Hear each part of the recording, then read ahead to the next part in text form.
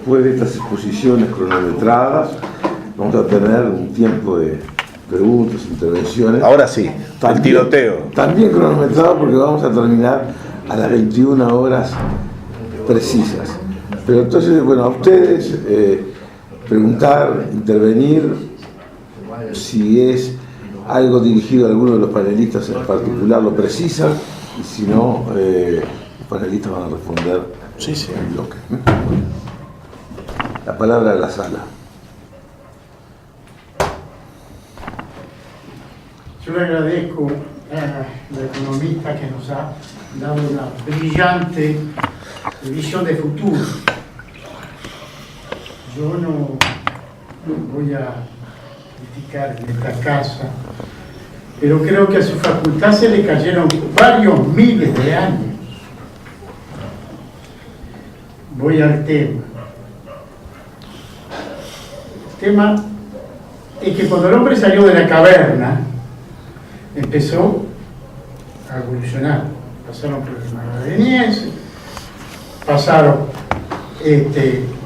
por las diferentes etapas del paleolítico, pero para mi modesta entender, el capitalismo no nació ayer. Yo no sé, creo que el capitalismo viene de muy lejos. Ya a Cristo lo vendieron por el capital, con unas maneras. No apareció ayer. Eso es lo que yo humildemente pienso. Creo que ha habido mucha acumulación histórica a través de los años sobre el tema capitalismo. Y vamos al tema. Es la visión que ciertos uruguayos, productores rurales como yo, sobre la implantación de la tercera planta de UPM, yo creo que estamos un poco desfasados. Este es un país pastoril. Los árboles están, cuidémoslos y sigamos plantando renovaciones.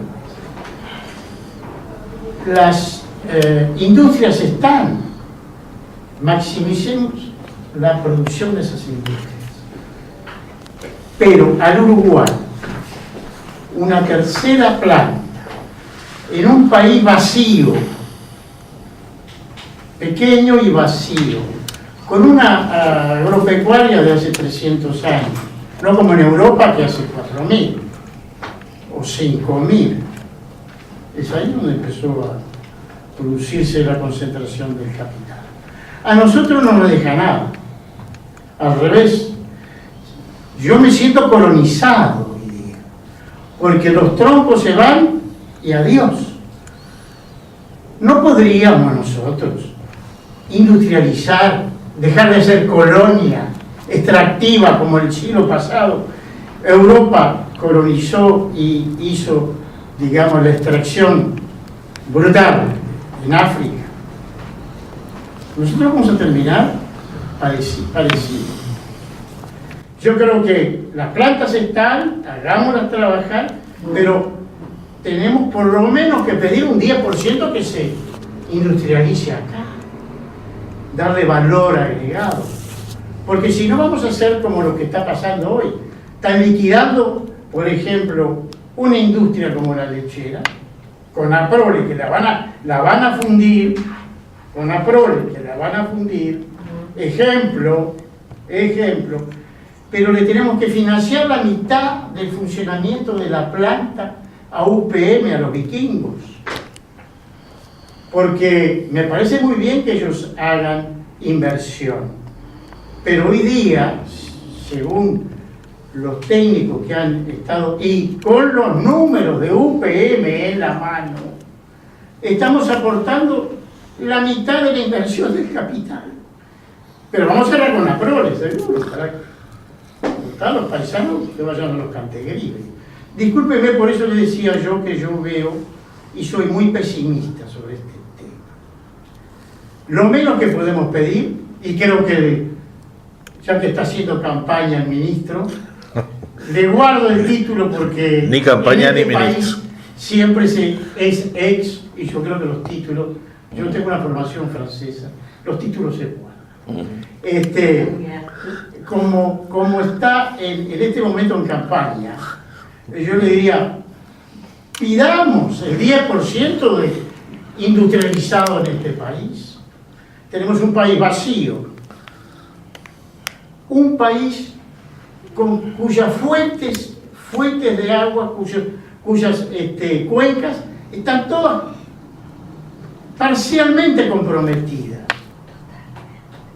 Bueno, totalmente dice usted, yo escucho la gente que sabe, que dice que parcialmente están comprometidas. Y acá nos pasan el futuro por la nariz y no nos queda nada. Fíjese usted, teníamos una papelera que estaba funcionando en un puertito pescador, digamos, como Juan Lacase. Esa papelera estaba a 100 kilómetros de las fuentes de materia prima y estaba, porque ya cerró, a 100 kilómetros del mercado. Y resulta que no podemos competir con la pasta que va a 20.000 kilómetros y vuelve industrializada a 20.000 kilómetros. Nosotros teníamos 200 y no pudimos funcionar. Yo creo que tenemos grandes lagunas y me parece muy importante lo que es el tema de la investigación y cómo nos podemos subir al carro. Estamos empantanados. Bueno, la pregunta, vamos a empezar creo difusa, pero vamos a pedirle a Berterreche que arranque, porque Dale. fuiste un poco aludido. Sí. No, a ver, no soy ministro y no estoy en campaña. Guarde los títulos. Lo único que voy a permanecer hasta el final es hincha de Cerro. Y eso sí, de eso no transo. Me parece muy bien. Yo entiendo el planteo. Hay algunas cosas que yo tengo una visión diferente. Esa realidad, en primer lugar, no solamente el desarrollo industrial no solamente se dio apoyado por el Estado en el caso de la celulosa. Conaprole, a partir de un golpe de Estado en el 33 de Terra, durante 60, 70 años, los consumidores subsidiaron a la industria. Y los consumidores subsidiaron a la industria porque el Estado así lo definió.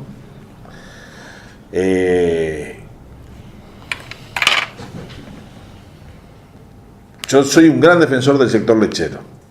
Un gran defensor y un gran defensor de Conaprole, más allá de las diferencias que puedo tener con la dirección de Conaprole. Creo que, por ejemplo, los planteos que han habido últimamente de vender Conaprole es suicida. Se van a degollar con sus propias uñas los productores que están planteando eso. Ahora bien, tienen alguna responsabilidad también sobre los problemas ambientales. Los problemas ambientales vinculados a la producción y quién se apropia de los beneficios y quién lleva los costos trasciende un sector. De hecho, creo que queda un solo frigorífico de capitales nacionales, uno solo. Y le voy a decir la verdad, Breeders and Packers a mí me daba, sobre todo cuando estaba el inglés. Pensamos como nunca. Como siempre. Es más, Fanapel, que era la papelera que usted hacía referencia, tampoco eran de capitales nacionales, eran capitales argentinos.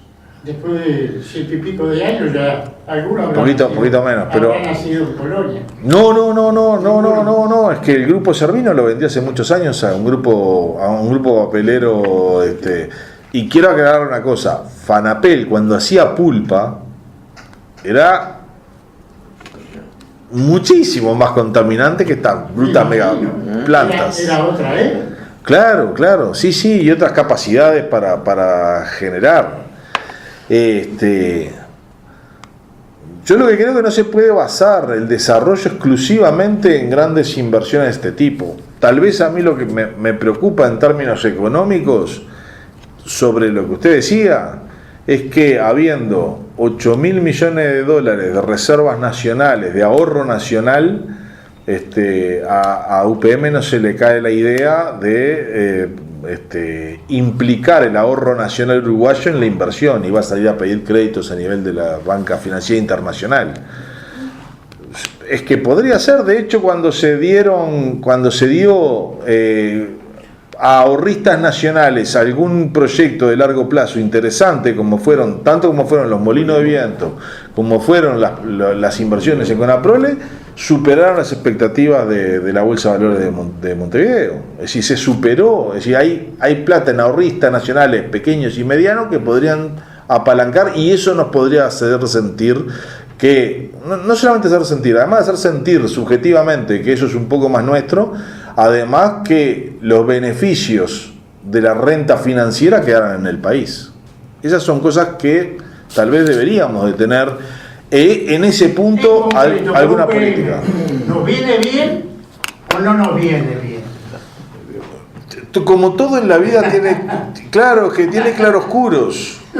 Para mí hay cosas que vienen bien y hay cosas que no vienen bien. El problema es el punto de equilibrio y dónde nos paramos. Que no se hace nada, ¿no? A los 10.000 tipos que van a trabajar ahí durante la construcción de la planta, bueno, no me pongo acá. Son 3 años multiplicando por 2.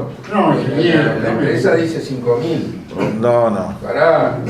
Bueno, está bien. No voy a discutir sobre eso. No es así, pero no voy a discutir, le voy a dar la razón circunstancial para poder seguir en la lógica, en la lógica teórica. 5.000. A los 5.000 tipos que van a trabajar ahí le va a generar, durante 2 años, le va a generar un desarrollo importante. Eso es importante. Lo que se mueve alrededor de eso es importante. Hay valoraciones, yo no me caso en la evaluación del balance total de lo que hacen las propias empresas, pero de hecho hay un movimiento de Producto Bruto Interno importante. Tiene el contrapeso de las cosas malas, y es lo que yo decía antes. Si yo pudiera, de parte de esa celulosa o de esa lignina, plantearme una biorefinería para hacer productos de alto valor para la venta de producción nacional y de conocimiento nacional, sería fantástico, y ahí me parecería que cierra todo. Lo que no estoy muy seguro es que esa cosa se pueda hacer, es decir, o que los capitales que van a instalarse estén dispuestos a hacerlo. Es decir, si hay algo de buen negocio de desarrollo en investigación y tecnología, se lo van a apropiar los dueños de ese recurso natural procesado. Lucía, sobre la pregunta, intervención. Bueno, yo estoy bastante de acuerdo con Andrés, pero a mí me parece esencial el rol del Estado. Si ¿cómo está organizado las cadenas globales de valor de la celulosa? Son grandes multinacionales, sean finlandesas, sean brasileras. Ellos tienen las redes para vender el tisú en los mercados chinos y europeos. El asunto es cómo nos plantamos nosotros como país. Por eso es que yo creo que tengo una visión optimista, en el sentido que creo en nuestras capacidades. Los somos pesimistas, absolutos. Somos colonizados.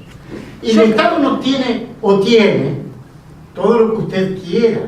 Pero en concreto, esta inversión que nos va a costar a nosotros, más o menos vamos a andar ahí medio cabeza a cabeza en inversión.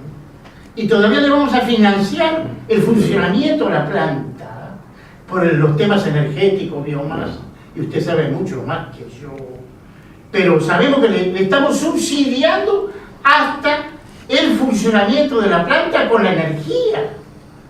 Pero El problema Usted es no pedir... usted leyó el llamado documento de acuerdo UPM-ROU y no se erizó, no se le puso la carne de gallina. Sí, porque no le pedimos suficientemente a cambio. Lo que yo le estoy diciendo es que este tipo de inversión extranjera directa son inversiones que pueden venir. El asunto es qué le pedimos a cambio. El asunto es cómo, como Estado, nos plantamos frente a esa inversión. Ahí es donde estamos jugando débiles. Eso es lo... A mí no... Pérdida de soberanía. Pérdida de soberanía absoluta. Perdón, pues yo lo veo desde ese punto de vista porque de repente en mi juventud llegué a ser nacionalista. Pero lo que actualmente este gobierno está llevando a este país es a un neocolonialismo. Yo no estoy en contra de las inversiones extranjeras directas, lo que sí estoy en contra es de un Estado débil. Débil son. Y Y en vez de eso... fortalecernos, nos hundimos más en la debilidad y en el fango. Si hay una respuesta a lo que yo pregunto, me la pueden dar. Si no, les agradecemos enormemente. Y yo vine para aprender, pero francamente, me llama la atención los argumentos, que no los voy a calificar, que este gobierno sale a proclamar en la plaza pública. Y me llama la atención que en esta casa, que tiene una cierta tradición, y en la casa del Horcado no voy a mentar la sola, no se nos dé respuesta, porque yo creo que todavía la espero la respuesta. Humildemente. Yo antes quiero decirte una Sí, cosa. señor. Nosotros en la Fundación estamos analizando, después que algunos asistimos a las presentaciones de Agado, de organizar un ciclo sobre el tema UPM, con las dos visiones. Sin duda que lamentablemente vamos a tener que hacerlo en el 2020 porque se apretan las fechas. Eso es algo que se está procesando en nuestra... Es tarde. Yo te comento en que estamos, y digo, puedo entender tu exigencia, pero quiero explicarte y darte cuenta de que no somos insensibles al tema, ¿no? Y que muchos de nosotros, me incluyo, ¿no? Somos fuertemente críticos, ¿no? Con el proyecto UPM. Pero en la pluralidad de lo que es esta casa, ¿no? Y su finalidad, el tema está en la agenda. Espero que lleguemos, ¿no? Hay un tema de cronograma, ¿no? Allá está el director que no sé. Quiero hacer una pregunta. Son dos preguntas. ¿Cómo nos apropiaríamos nosotros de la celulosa y la lignita, como acaba de decir? A través de empresas públicas existentes o nuevas, a través de la articulación de las empresas públicas con el capital privado nacional, a través de cooperativas nacionales.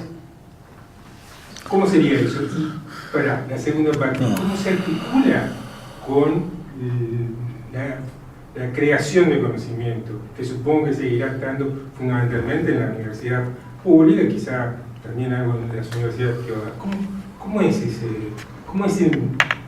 ¿Cómo sería el modelo al que debemos aspirar? Bueno, a ver, ahí la veo difícil de apropiarnos de la celulosa, sí, de algunas externalidades que podemos tener. Por ejemplo, creo que en el tema forestal tenemos que apropiarnos de toda otra cosa que hemos perdido, hemos sido derrotados, y es todo lo que es valor agregado en madera sólida, ¿no? Y eso, si no lo hacemos, de eso todavía estamos a tiempo. Si no lo hacemos, vamos a perder. ¿A qué me estoy refiriendo? Hay 100.000, 120.000 hectáreas de pino. ¿Ah? En este momento se está arrancando el pino, se exporta en pie, sin nada, para plantar eucaliptus para hacer celulosa fibra corta. Es decir, me parece que es el momento de hacernos planteos de integración de cadena de valor, donde además ahí sí tenés un montón de posibilidades de industria nacional, y hay inteligencia nacional pensando al respecto sobre adhesivos, sobre tableros y materiales de reingeniería, sobre construcción en madera.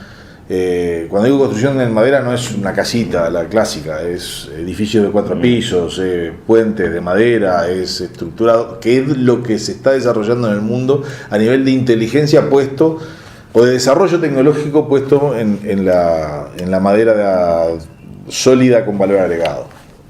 A eso todavía estamos a tiempo. Hay algunas líneas en alguna agenda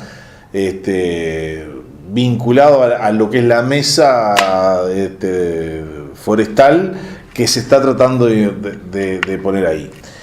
Después, insisto, me parece que lo mejor que podemos poner en lo que es la planta mismo es, en primer lugar, defender con mejores condiciones el desarrollo económico de eso y la apropiación de externalidades, la inversión nacional puesta ahí, pero no la inversión del Estado para que pueda venir, sino la inversión privada nuestra para que se pueda captar recursos financieros de eso, y el desarrollo de algún sistema diferencial de producción nacional, ¿no? Ahí estamos muy restringidos, y si vamos a hacer la logística en tren y no podemos poner ni un vagón de fabricación nacional, está complicado, ¿no? Esos son los tipos de cosas que me parece que habría que ponerle cabeza al desarrollo. Ahora, que nosotros le digamos a la empresa, le vamos a quitar el 10%, no existe, eso es una fantasía. Esa es la realidad. Mira, pero solamente para completar, hoy está en la Facultad de Ciencias Económicas trabajando una investigadora finlandesa con un proyecto que están comparando los modelos de negocios de las celulosas de Uruguay, Finlandia, Suecia y Nueva Zelanda, ¿no? Y lo que ella está ahora ya teniendo resultados bastante interesantes, y lo que ella observa es que en Finlandia están las pulperas y después hay un sinfín de pequeñas empresas, un ecosistema muy dinámico que trabaja con esas pulperas. Lo que en Uruguay es un vacío. Hay 2 empresas, además finlandesas, que Mira y la otra de mantenimiento, cuyo nombre no me acuerdo, y después no hay otras empresas, salvo las empresas de servicios que venden. Entonces, ahí hay mucho para hacer, hay mucha política para hacer para generar ese ecosistema de pequeñas empresas que están trabajando alrededor de la empresa. Ahí tenés un modelo de negocio que nosotros no estamos desde la política trabajando para generarlo. Dejamos que la planta esté ahí, hay algunas cosas en fraiventos, otras cosas en conchillas, pero tampoco generamos nosotros esa densidad de la matriz productiva para generar un dinamismo de pequeñas empresas nacionales que puedan trabajar alrededor. Eso es falta de política nuestra. O sea, nosotros estamos en falta. Tu pregunta o intervención. Sí, es que esa red que existe en Finlandia es porque en Finlandia hicieron 2, 3 reformas agrarias, y entonces la propiedad de los árboles y la propiedad de la tierra en Finlandia no es de grandes empresas con las extensiones que tienen en nuestro país, sino que es de pequeñas empresas, pequeños propietarios que son dueños y siguen, entonces son prácticamente cooperativas las empresas finlandesas de pulpa de celulosa en el país, aparte de ser además especies autóctonas, porque no permiten que se planten especies exóticas como nosotros estamos haciendo acá con el eucalipto y con el pino. Tú dijiste que la forestación no competía con la producción de alimentos. Eso me llamó poderosamente la atención, porque la extensión de la forestación acá sustituye tierra apta para la producción de alimentos. Entonces eso ya de por sí es una contradicción muy importante. Pero además hay estudios científicos y de nuestra academia y estudios enlazados de la Academia Uruguaya con la Academia Internacional sobre la visión estratégica de las plantaciones forestales.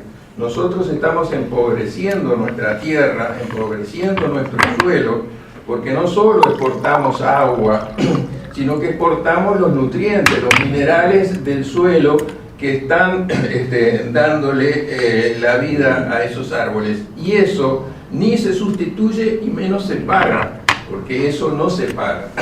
Esa es una externalidad de las plantaciones forestales que no se paga, lo que estamos perdiendo de nutrientes, de los minerales que son la base de la fertilidad de la tierra. Entonces, acá no hay una perspectiva estratégica que vamos a tener plantaciones forestales para la bioeconomía de aquí a 30, 40, 50 años. No, de aquí a 30 años vamos a ir a un proceso de desertificación, como ya se vive en Brasil, en donde las plantaciones comenzaron algunas décadas antes que en el Uruguay, y entonces zonas como Espíritu Santo, que eran de tierras fértiles, hoy ya son calificadas de semiárido en el Brasil, porque han ido perdiendo la fertilidad y eso no se sustituye. Entonces, ¿cuál es la visión estratégica? En los términos, en los conceptos de ustedes, es extraordinaria, es fantástica. Lo que pasa es que eso no tiene nada que ver con la realidad, no tiene nada que ver con la política estratégica que está aplicando el gobierno actual. Entonces, son muy lindas las aspiraciones, pero la realidad, lamentablemente, es otra. Yo no sé cómo lo consiguen eso. Pero yo querría decir que, digamos, el modelo, solamente esto, el modelo de las empresas de pulpa de fibra corta en los países que tienen eucaliptus es de integración regional, es de integración vertical. Eso lo vemos en Indonesia, en Brasil, en Chile, en Uruguay. O sea, Uruguay forma parte de un modelo de integración vertical, lo que no sucede en Finlandia, y estoy totalmente de acuerdo con usted, de que son pequeñas familias que son, digamos, el 60%. Hicieron una reforma agraria real, nosotros la hicimos al revés. Pero yo cuando estaba hablando del ecosistema no estaba hablando de esos productores individuales que sí marcan la diferencia del rumbo hacia la bioeconomía. Estoy totalmente de acuerdo con usted, porque hay muchos actores que están decidiendo, no una sola empresa que decide sobre el rumbo hacia dónde se va. Lo que yo estaba hablando del ecosistema de pequeñas empresas son más bien vinculadas al proceso de industrialización, claro, y de utilización de los residuos. Esa parte. Eso es lo que nos falta. Y ahí nos falta política. Claro. Yo tengo una serie de contradicciones históricas con Bacheta, y dentro de sus discursos hay un montón de cosas. En algunas cosas, a decir de Fidel, el tiempo me absolverá. Y me absolvió. Bueno, eso es lo que sí, yo creo, sí. Yo creo. Lamento no tener al finado Carrera capaz de decirle, ¿te acordás la discusión que tuvimos? ¿Ves? Tenía razón. Pero sí, porque hay valoraciones y me tiran con la academia muchas veces y nunca vi los datos. En primer lugar, la madera como tal es casi 100% carbono, hidrógeno y oxígeno. Ni siquiera tiene nitrógeno. Y cantidades mínimas de otros productos. La madera.